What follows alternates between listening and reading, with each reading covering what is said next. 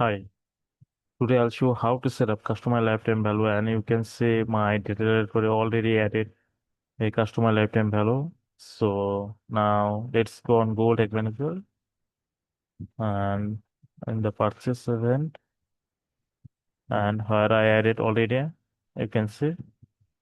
So now let's try one more. Let's go preview and let's purchase a product. Okay.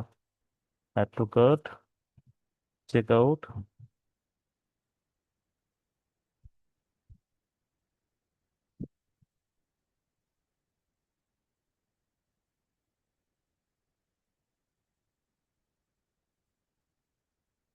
Yeah, pay now. And okay, it's completed. And now let's check. And you can see purchase 7 is coming here. And let's check in the detail here. And you can see now. Okay. Also check in the tag. Hmm. Here. You can see it's working perfectly. That's it. And you want to set up or track customer lifetime value, then you can contact me. Okay. Thank you.